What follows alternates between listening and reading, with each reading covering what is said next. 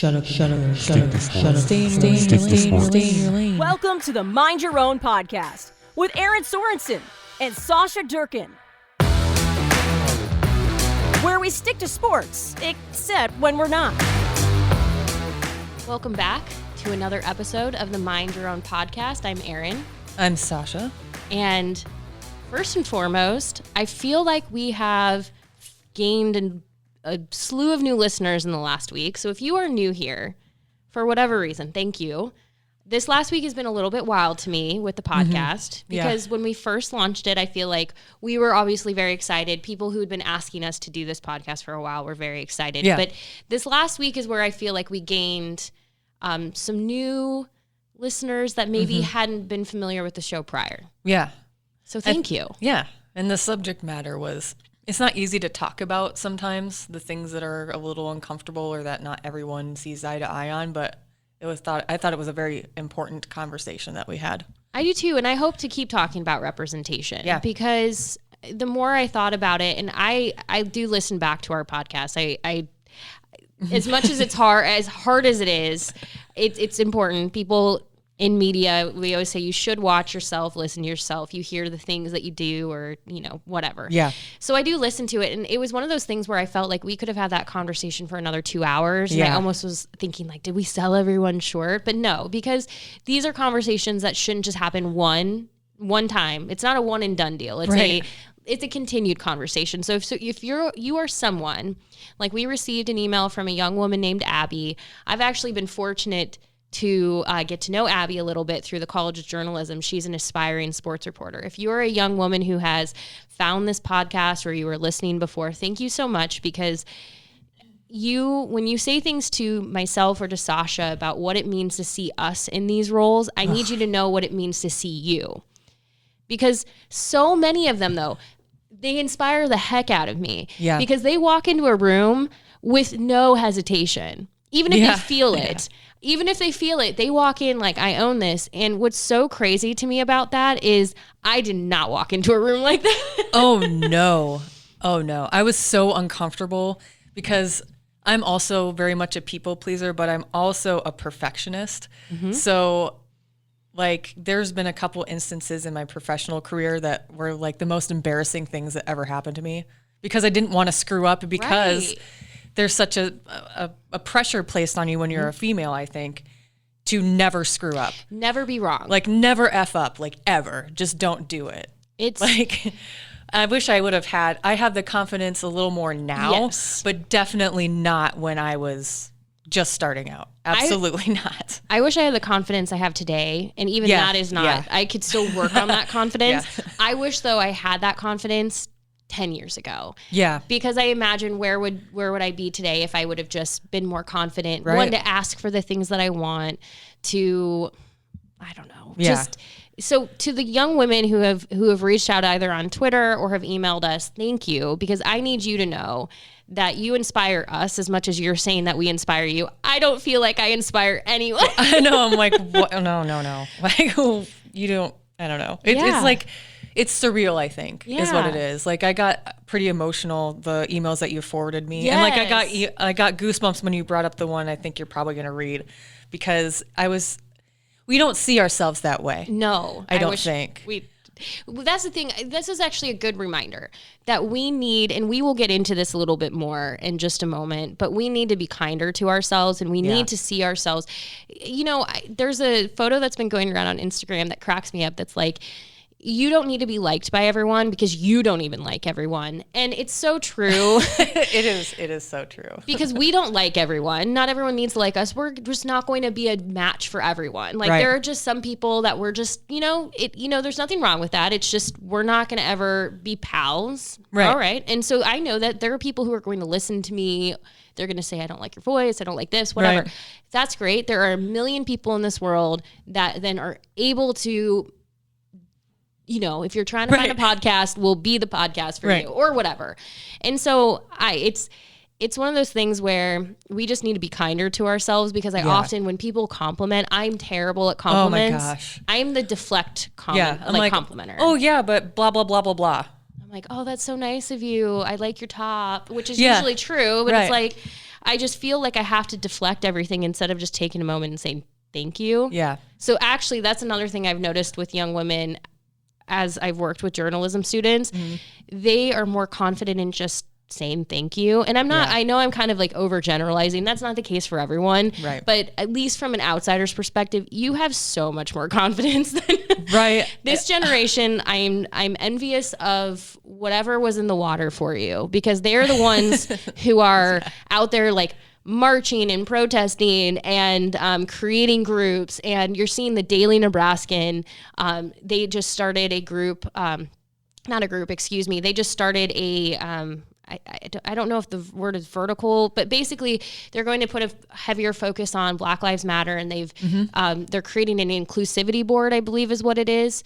I'd have to go double check, but exactly how they say it. But still, like, they're putting these things in place that, didn't exist a year ago. And so, if you're somebody out there right now and you're asking yourself, should I go for this thing? Should I do it? Yes. You already know the answer because you're already doing everything. Yep.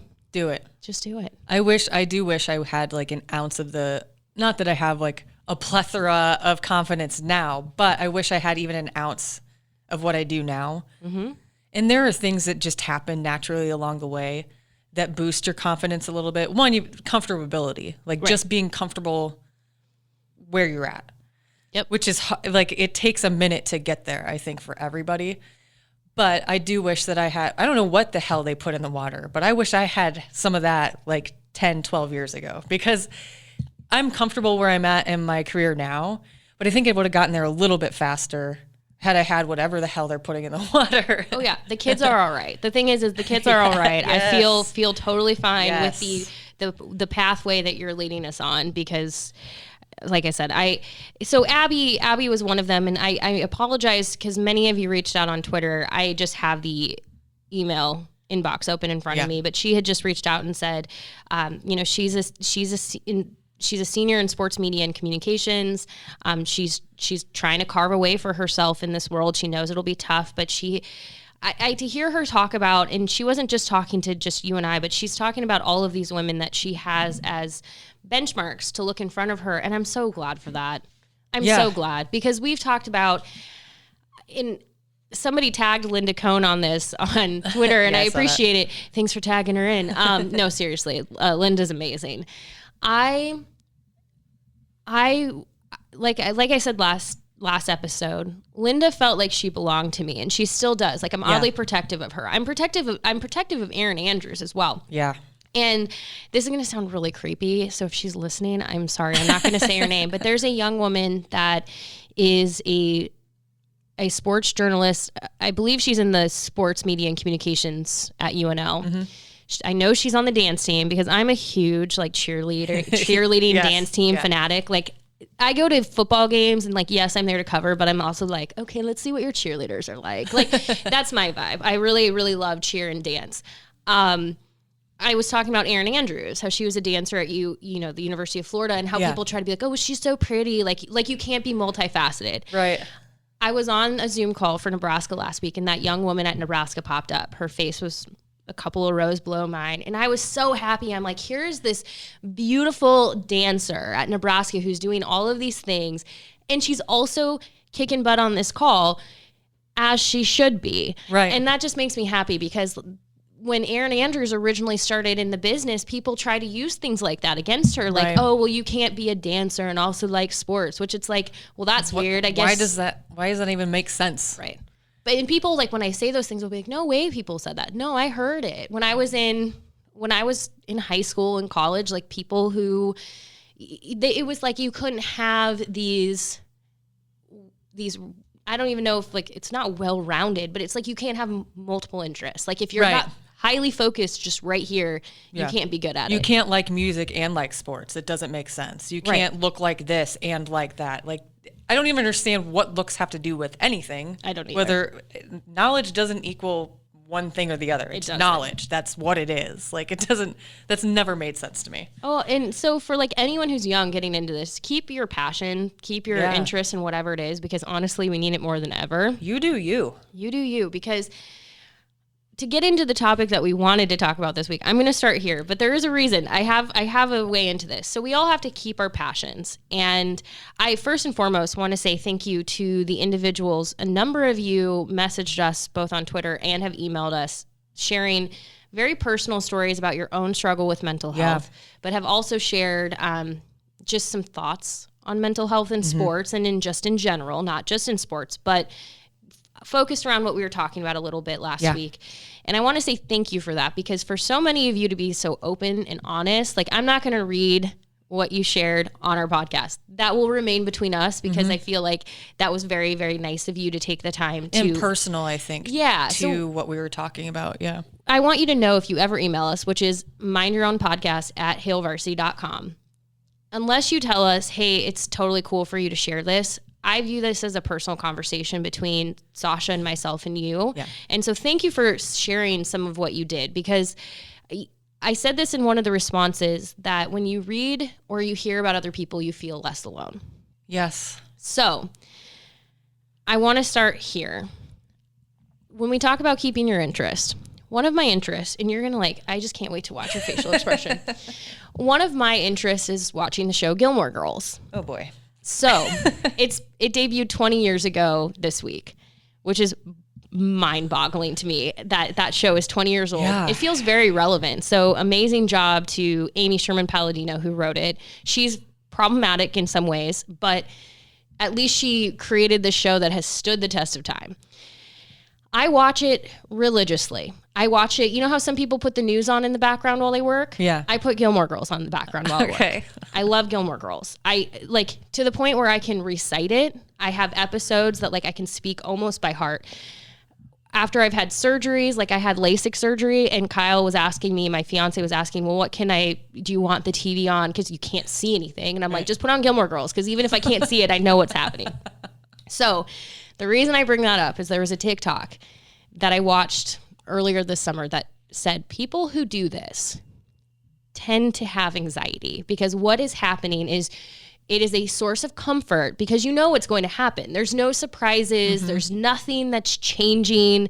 You know every outcome, and so therefore it's a comfort. It's a thing that... I was just going to say, it's your security blanket is what it sounded like to me. It is. Yeah.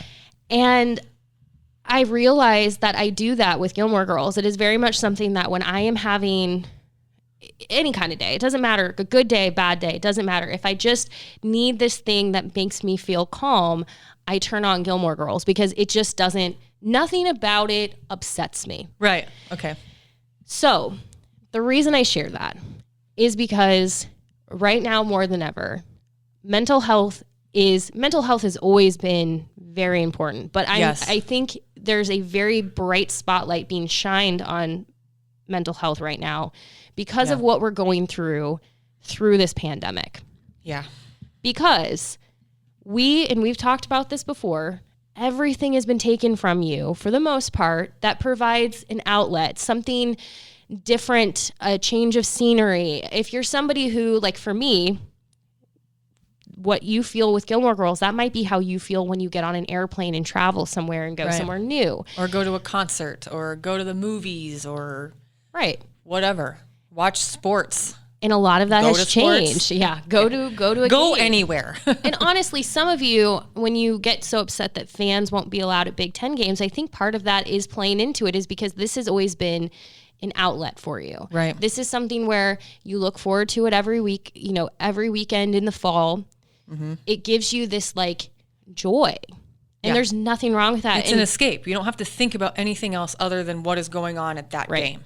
And now the game may frustrate you. You may get mad at X player or whatever. Right. But overall, I think when some of you are complaining about this, some of you not, but there are some of you where I'm I think it's just because this was probably your outlet, and that outlet in some ways has been taken from you. Yep. Because you don't have the tailgates, you don't have the camaraderie. You can't scream about they should have run the ball. Yeah.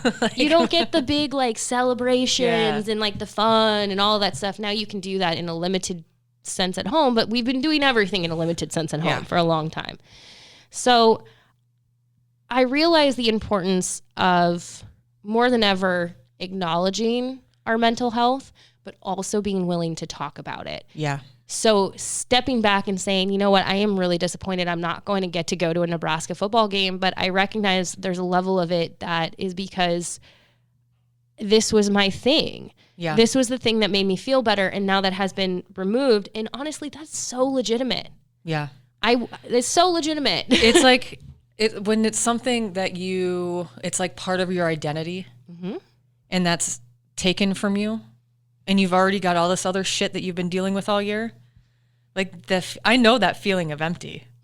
Like when they said no Big Ten football initially, I was just like, oh, this sucks. It does. Now what did we look forward to on Saturday? Cleaning my house again? Great. I mean, I kept figuring, I'm like, I'm just going to like, hopefully I survive. Like, I think so many people felt this where I'm like, hopefully we survive this with jobs. Yeah. Because many people, when we were trying to say, you know, you can subscribe to Hill Varsity for $2.99 a month, which is, in my opinion, relatively cheap. But I'm not going to say it's the cheapest because obviously I understand everyone's finances are in a different place. And like that would be incredibly insensitive of me to just assume that like everyone has $2.99 to drop a month. However, you can use the code TRYHV and get it for the first month for $1 if you're ever interested.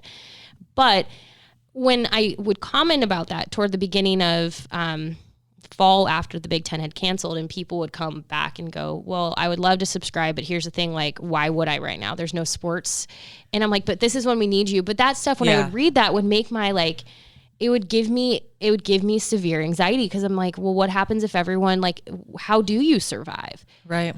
And so the thing is I think what my point is, I'm not telling you to go subscribe, but also telling you to go subscribe if you're able. But we all have things that are challenging. We all have things going on in our life. And the email that we had originally received from Sky on this topic was on the piece that Dedrick Mills, he is a football player for Nebraska. He had a really good piece on healing mentally was the name of it. Yeah.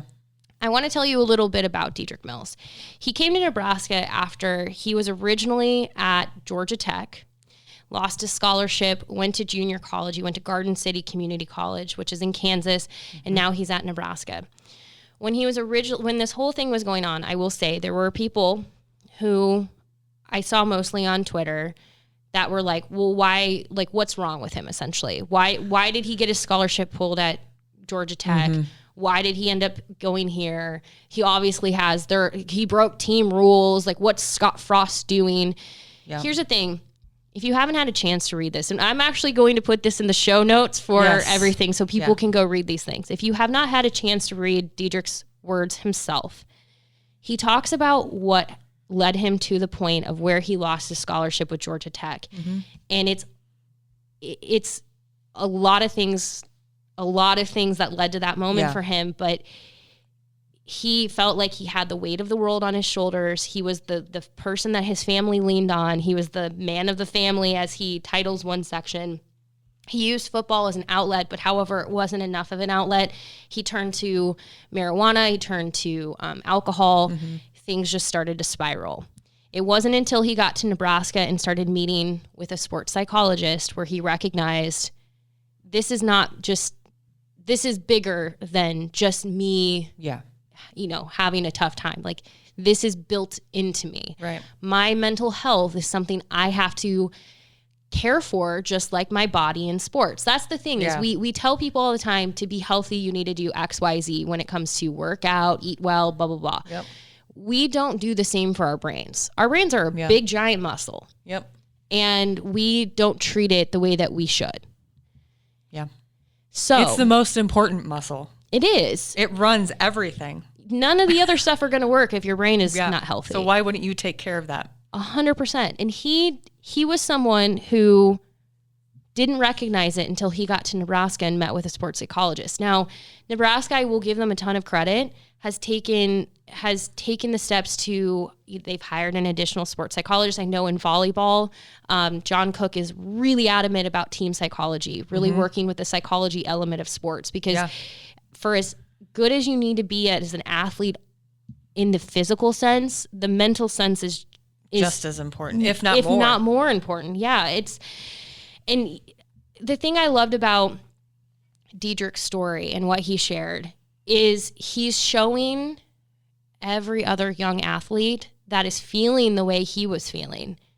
One, it's okay if things go sideways. Right. You can get things turned back on track. Right.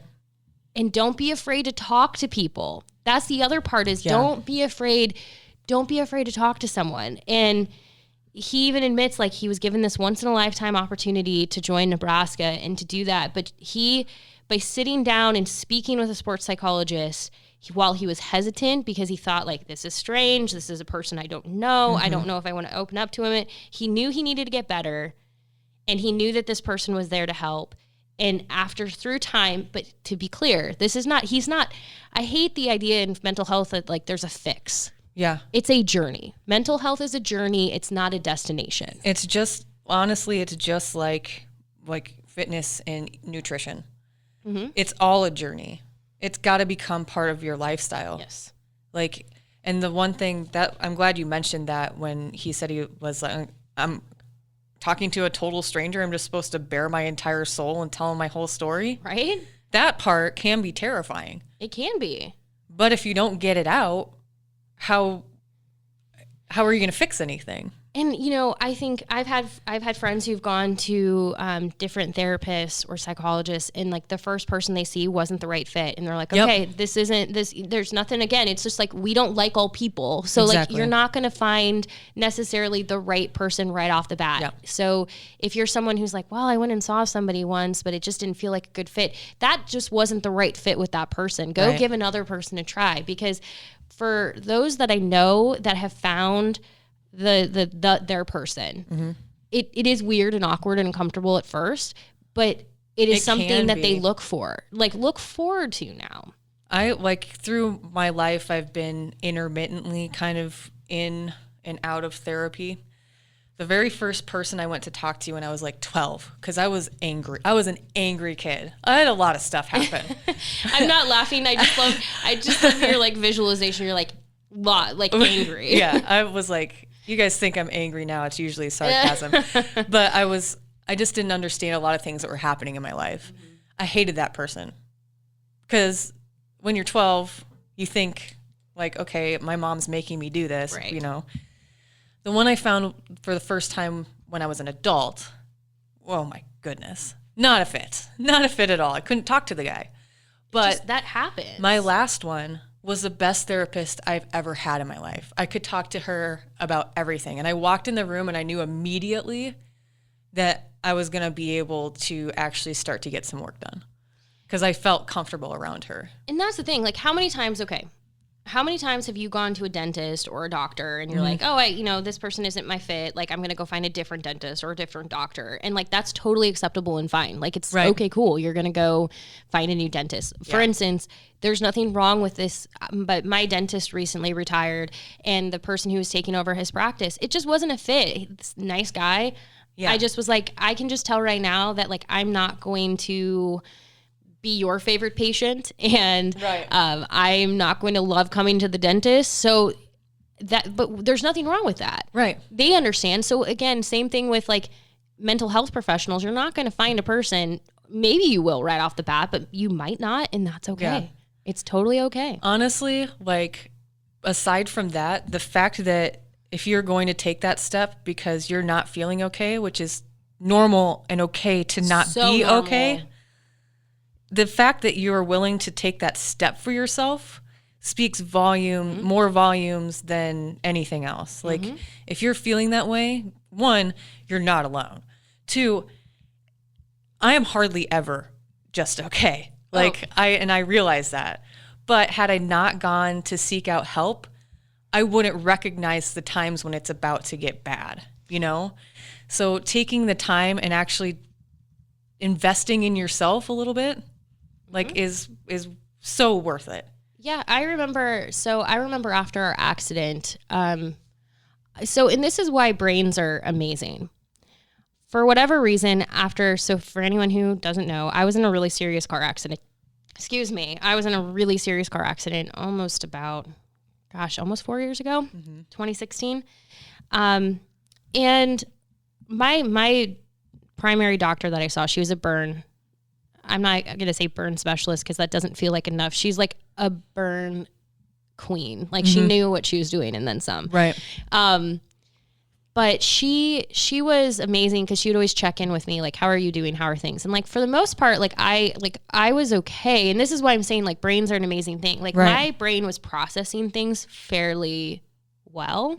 And I'm not just saying that, like, I really was processing it okay. Like there's a lot of concern with like how the burns were going to change my face and like, you know, my hairline or whatever, like with these things.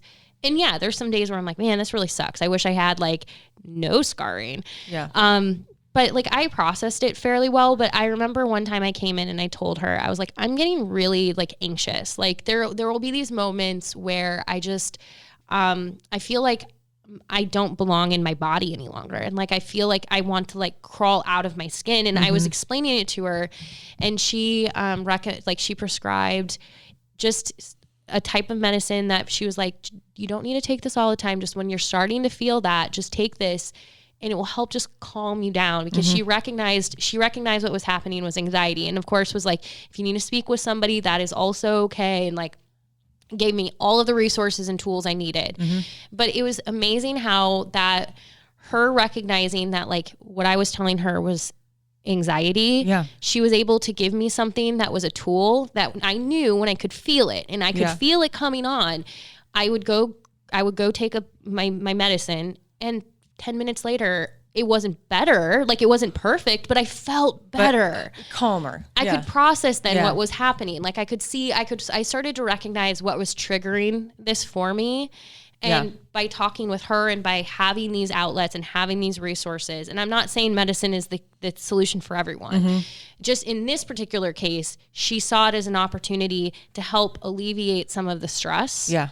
And I'm so thankful for her recognizing that, because like I said, I felt like I had failed in some way. Because I'm like, well, why am I, nothing's wrong. Like everything's fine. Like I'm okay. So why is this happening? Why do I feel like this? And she's like, you've just gone through a giant traumatic event in your life. Like it's going to happen. And she's right. And so even to this day, and Kyle, my fiance, could tell you this, I have moments where I'm like, I'm getting really anxious. Like I can feel it. And now when I know, I may go turn on Gilmore Girls. I'll go do something that I know is going to like be my way of like processing for myself. Like decompress. Kind of.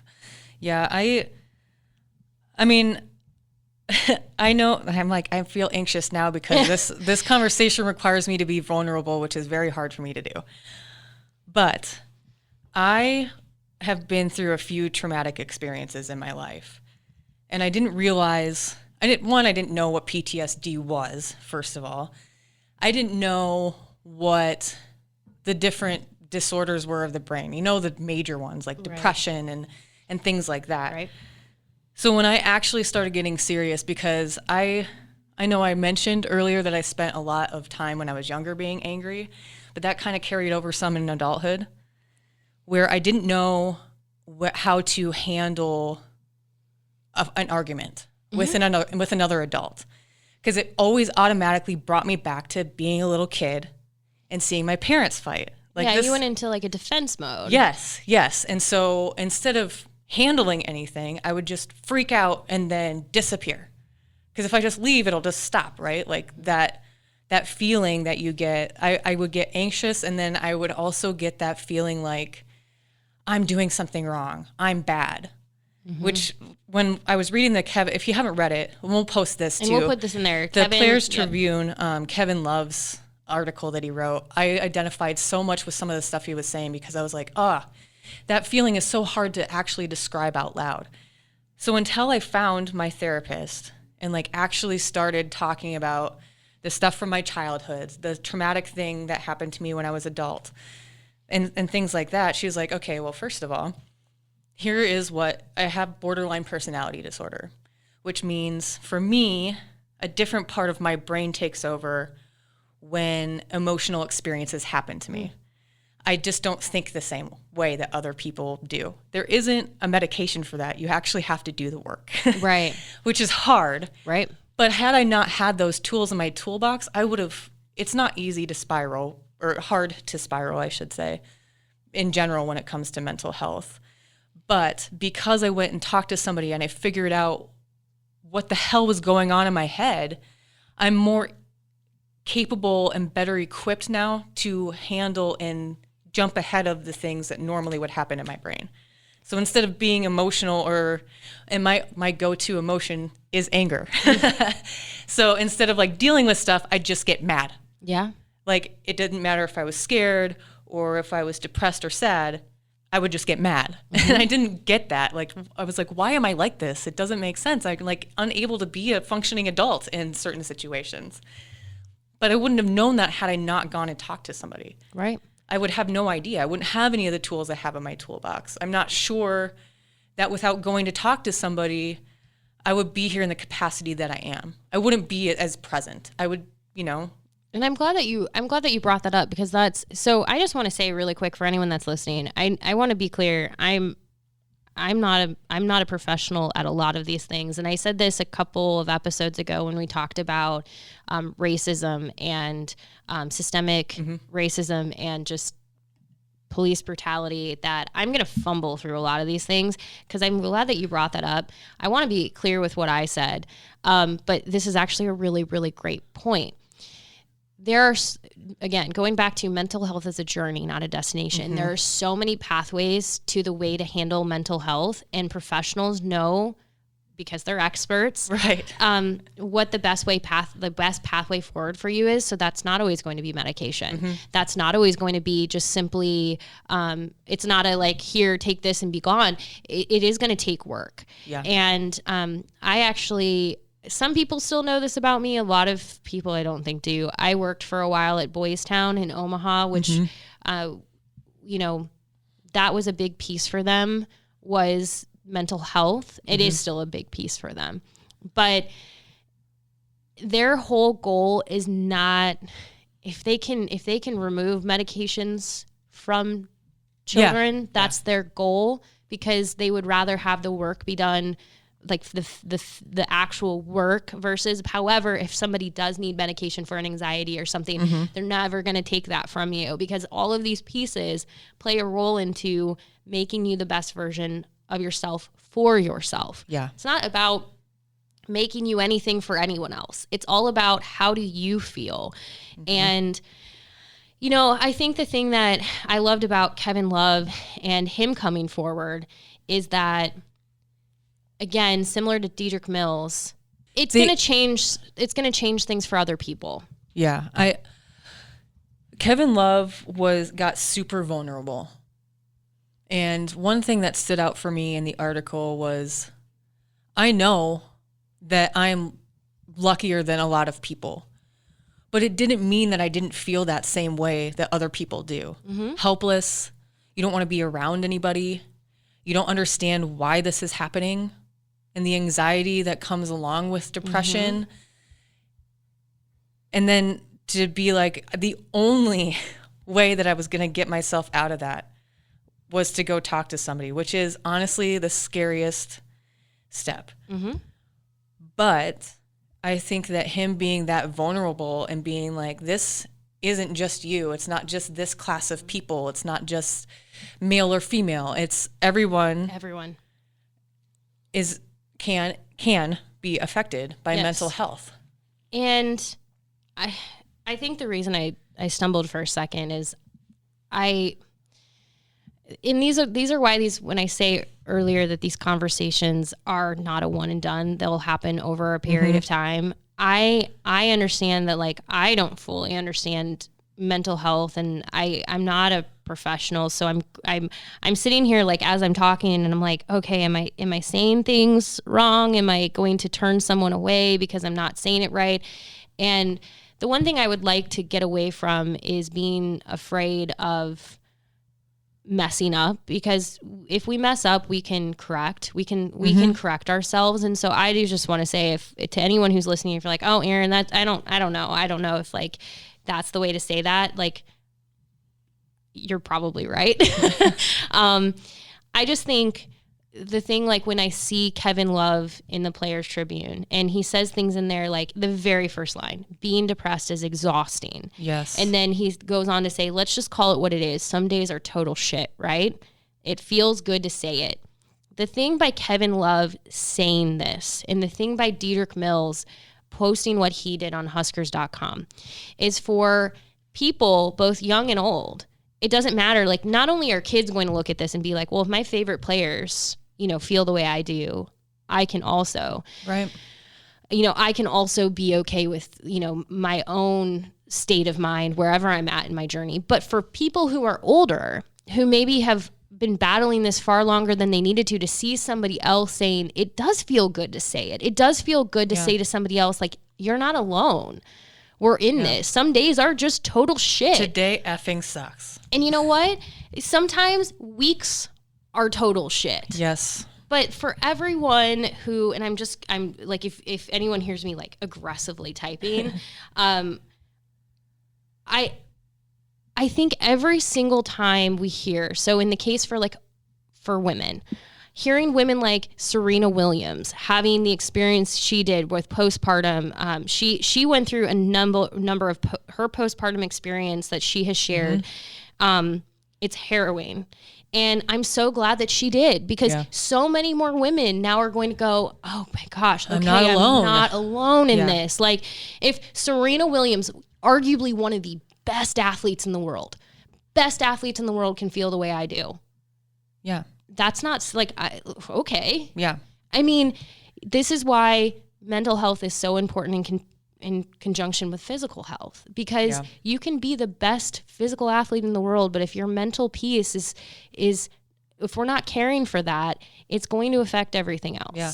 It can derail everything. It can. And so if you're somebody who's sitting there right now and you're like, you know what, I'm having a day, a week, a month, a year, 2020. Sorry, I just did the Friends clap. There's one person I know that's going to listen to that and appreciate it. It's okay. I think just being able to know it's okay to not be okay. And there are so many pathways to be okay. And they're going to look different for everyone. It could be, and it doesn't have to be going, if you're not comfortable going and talking to a therapist, they have 800 numbers where you can do it basically anonymously now. If you just need someone to talk to, there are resources everywhere. You don't have to be alone. You're not alone. And it's okay to not be okay. In fact, one of the emails, the individual who talked to us shared that it was his employee assistance program that ultimately led him to talk to someone. Yeah. There are those resources out there. I mean, there's text options now. Yes. Like, there's so many ways They have a chat, virtual chat online that you can just do from your computer if you'd rather do it that way and you don't want to physically speak to someone. Yeah, it's just that's that connection. Yes. It's just having that, knowing that there are people for you that are there for you. And I know this sounds like hollow over a podcast, but just know that, like, people are rooting for you. Like, we're rooting for you, and we don't know you, but the reason why is because every single person has something to offer, and you are important, you matter, and the more that we can be open and honest and have these conversations and have people like Diedrich and Kevin and Serena Williams and the list goes on who are willing to say, these are the things that I face, the better we will be, because we will all start to realize we're not in this alone. Yeah, exactly. I think that it speaks volumes, and I think that it's taken damn long enough to start actually being able to have these conversations out loud. Let's strip that stigma off of mental health. It doesn't matter if it's not just limited to depression. No. It's not just limited to, anxiety or stress. Right. It's a whole host of things. There's and the only way you can figure that out for yourself to really get to the bottom of what's going on, if you have anything going on, is to you got to be okay with talking about it. And it is okay to talk about it. And honestly, isn't that cool? Okay, go with me. It is cool. Isn't it cool that we as a society and our doctors and the people that are making these they're able to expand beyond what we understand about these things. Yes. Because I remember when I was growing up with eating disorders, the only eating disorders knew of are anxiety, anorexia, and bulimia. Yeah. And it has now changed into, no, there's this world of disordered eating. There's this world of it. Yeah. And that's honestly, for me, as somebody who had a form of disordered eating, it helped me recognize, like, okay, so I didn't fall into these 2 buckets, but I fall into this one. Right. And so now I have a better, isn't that cool that, like, we are advancing enough that we can say it doesn't fall into these silos, and that's okay, because it could be a couple things, but science is cool like that. Science is cool. Trust scientists. Like figuring, I think you said it really well. Like knowing that you don't have to fall into one box or the other or this or that. Just We're all unique.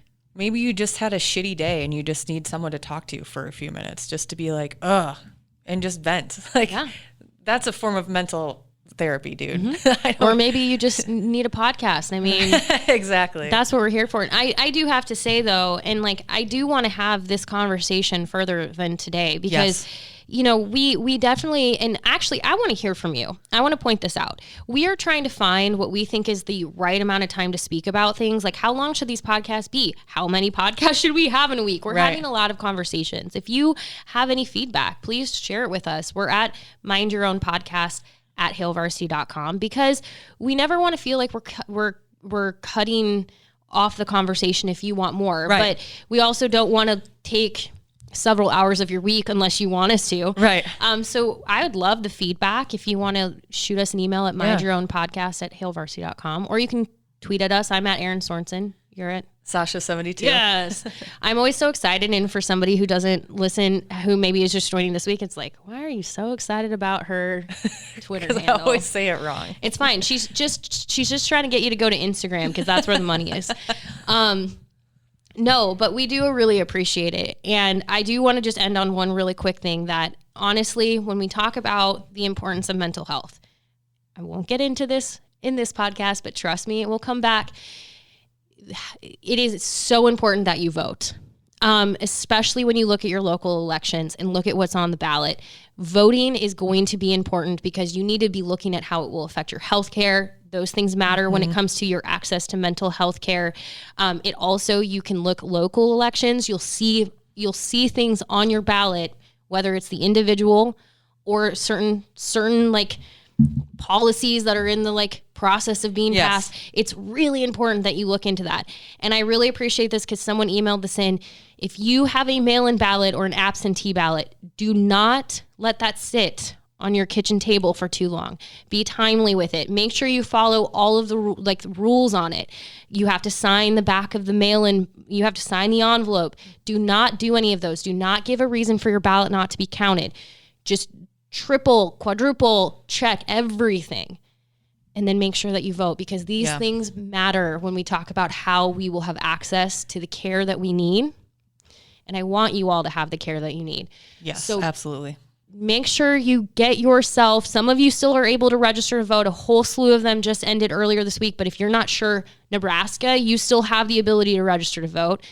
Make sure you go do it and get yourself taken care of, because the single greatest thing that we can do for ourselves is just make our voices heard in this way. But also take care of yourself this week. Yes. Be kind to yourself. Always be kind to yourself. And you know what? Being kind to others kind of helps you be kind to yourself too. It does. You know, but only if they deserve it. I'm just kidding. I'm just kidding. But we do appreciate it. Thank you so much for your emails, your time, being here. Share this podcast with somebody else that you know, if you think that they should be listening as well. We love to hear from you. Leave us a review on iTunes, but keep sending us ideas. This was great. I want to talk about this more. So if this is a topic that interests you, let us know as well. Yeah. We'll talk to you next week. See you next Wednesday.